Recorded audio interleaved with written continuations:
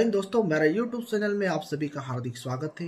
मैं बात कर रहा हूँ एनीमिया की। एनीमिया क्या होता है, इसके कॉजेस क्या होते हैं, इसका डायग्नोसिस क्या किया जाता है, साइन एंड सिम्टम्स क्या देखे जाते हैं और इसका ट्रीटमेंट क्या होता है। तो वीडियो को अंत तक जरूर देखें, चैनल को लाइक शेयर और सब्सक्राइब जरूर करें। जो एनीमिया होता है, ब्लड के अंदर आरबीसी तथा हीमोग्लोबिन की मात्रा कम हो जाना, इस कंडीशन को एनीमिया कहा जाता है। और इसके कारण जो बॉडी के टिश्यू या ऑर्गन तक ऑक्सीजन पहुंचना चाहिए, उसकी कैपेसिटी कम हो जाती है या खत्म हो जाती है।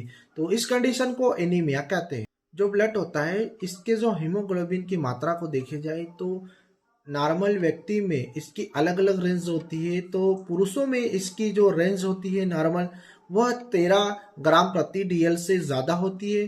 साथ ही महिलाओं में यह 12 ग्राम प्रति डीएल से ज़्यादा होती है। और जो प्रेग्नेंट लेडी होती है, उसमें यह 11 ग्राम प्रति डीएल से ज़्यादा होती है। तो पुरुषों की तुलना में महिलाओं में यह मात्रा कम क्यों होती है, तो इसको कमेंट में ज़रूर बताया। एनीमिया को मेनली 2 टाइप से डिवाइड किया गया है, आयरन डिफिशियंसी एनीमिया और पर्निशियस एनीमिया। तो आगे जरूर वीडियो को देखें, पर्निशियस एनीमिया क्या होता है और आयरन डिफिशियंसी एनीमिया क्या होता है। जो आयरन डिफिशियंसी एनीमिया एक जनसाधारण के लिए आम समस्या बन चुका है। तो इसका जो मुख्य कारण होता है कि भोजन के अंदर आयरन की कमी, कम उम्र में शादी होने के कारण जल्दी प्रसव हो जाना, मेंस्ट्रुअल साइकिल का रेगुलर या टाइम से नहीं आना, साथ ही किसी प्रकार की इंजरी या चोट लग जाने के कारण खून का बहना। तो यह हमारे देश में एक आम समस्या बन चुका है। पर्निशियस एनीमिया है, यह बहुत कम मात्रा में होता है या बहुत कम संख्या में होता है। किंतु इसमें क्या होता है, जो आरबीसी होती है उसका साइज बढ़ जाता है और बॉडी के अंदर जो ब्लड की क्वांटिटी रहती है वह लगभग 3 से 4 ग्राम तक आ जाती है। तो जिस कंडीशन में आरबीसी का साइज बढ़ जाता है, इस प्रकार के एनीमिया को पर्निशियस एनीमिया कहा जाता है। एनीमिया के मुख्य कॉजेस की बात करें तो इसमें जेनेटिक कारण भी हो सकता है, वोम का इन्फेक्शन भी हो सकता है, किसी प्रकार का चोट लगना भी हो सकता है, या भोजन में आयरन की मात्रा का कम होना भी एनीमिया का कारण बन सकता है, या किसी प्रकार से कैंसर जैसी बीमारी का हो जाता है। इसके कारण जो कीमोथेरेपी होती है उससे भी यह समस्या उत्पन्न हो सकती है, या किसी लंबी बीमारी के कारण भी आयरन की कमी हो सकती है।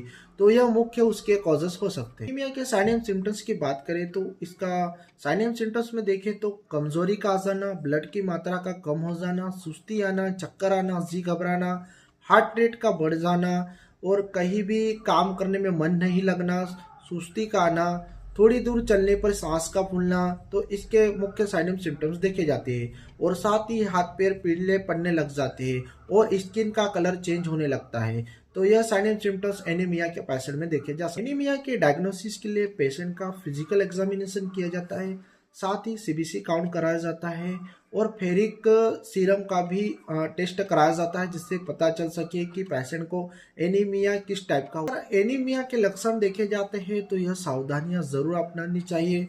बेड रेस्ट करना चाहिए, आयरन रिच फूड का सेवन करना चाहिए, अगर ब्लड का लॉस ज़्यादा है तो उसे ब्लड इन्फ्यूज़न लगवाना चाहिए। साथ ही ऐसी चीज़ों का सेवन करना चाहिए जिससे ब्लड का लेवल बढ़ सके और डॉक्टर की सलाह अवश्य लेना चाहिए। और ऐसी कंडीशन दिखे तो अपने नज़दीकी डॉक्टर से अवश्य संपर्क करना चाहिए। आयरन की कमी पूरी करने के लिए डॉक्टर द्वारा मेनली यह ट्रीटमेंट किया जाता है जिसमें इंजेक्शन आयरन सुक्रोज को दिया जाता है, साथ ही कैप्सूल आर्ट्रिन दिया जाता है। यह लगातार तब तक दिया जाता है जब तक आयरन की कमी पूरी नहीं होती है। साथ ही विटामिन B12 के लिए टेबलेट निरोबयान का भी इस्तेमाल किया जाता है। इन दवाओं का उपयोग डॉक्टर की सलाह अनुसार करें, अपने घर पर बिना किसी डॉक्टर की सलाह अनुसार इसका उपयोग नहीं करें। अगर यह ट्रीटमेंट देने के बाद भी आराम नहीं आता है पेशेंट को, तो हायर सेंटर भेजकर इसका प्रॉपर और सही ट्रीटमेंट कराए, जहां पर उसे ब्लड ट्रांसफ्यूजन लगाकर उसका उचित और सही उपचार किया जा सके। साथ ही पेशेंट को आयरन रिच फूड का उपयोग करना चाहिए, कम फैट वाला पदार्थ जैसे भोजन का उपयोग करना चाहिए, साथ ही हरी सब्जियों का उपयोग ज़्यादा करना चाहिए, चुकंदर हुआ, अनार हुआ, साथ में टमाटर जैसी चीज़ों का उपयोग करना चाहिए जिससे आयरन की मात्रा जल्दी बढ़ सके। तो ऐसी जानकारी के लिए मेरे चैनल को लाइक शेयर और सब्सक्राइब जरूर करें। धन्यवाद।